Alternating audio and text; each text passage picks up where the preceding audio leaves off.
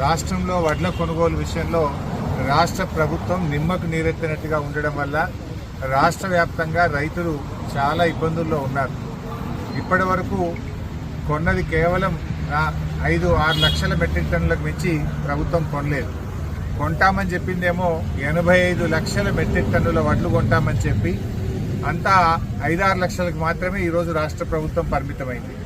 ఈ కొన్నదానికి కూడా ఇంకా రాష్ట్ర వ్యాప్తంగా దాదాపు 1400 కోట్ల రూపాయల బిల్లులు వడ్ల పేమెంట్ పెండింగ్లో ఉంది.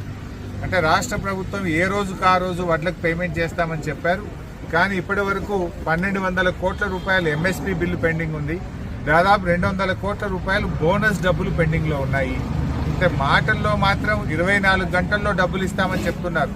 కానీ చేతలకు వస్తే రోజుల తరబడి ఇవాళ బోనస్ డబ్బుల కోసం ఎదురు చూడాల్సిన పరిస్థితి ఉంది. పోయిన యాసంగి బోనస్ పైసలు ఇప్పటిదాకా 1 రూపాయి కూడా ఇయ్యలే. పోయిన యాసంగికి సంబంధించిన 1200 కోట్ల రూపాయల బోనస్ డబ్బులు రాష్ట్ర వ్యాప్తంగా పెండింగ్ లో ఉన్నాయి.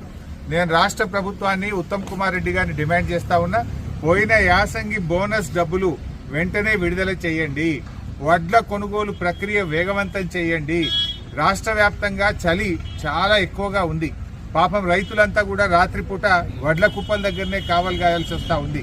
పందికొక్కుల భయానికో కోతుల భయానికో ఆ ఎముకలు కొరికే చలిలో ఇవాళ రైతులు వడ్ల కుప్పల మీద రాత్రి పడిగాపులు కాస్తున్నటువంటి పరిస్థితి ఉంది. రాష్ట్ర వ్యాప్తంగా కూడా చాలా చోట్ల ఈరోజు 8 డిగ్రీలు 7 డిగ్రీలు 9 డిగ్రీల టెంపరేచర్ వచ్చింది. అంటే చాలా చలితో ప్రజలందరూ కూడా ఇబ్బంది పడతా ఉన్నారు. ఈ ప్రక్రియ వేగవంతం చేయండి. ఇంకా కూడా కొన్ని పీపీటీ సెంటర్లు రాష్ట్ర వ్యాప్తంగా ఓపెన్ కూడా చేయలేదు ఇంతవరకు. ఇంకా సెంటర్లు పూర్తిగా ఓపెన్ చేయండి. కొనుగోలు ప్రక్రియ వేగవంతం చేయండి.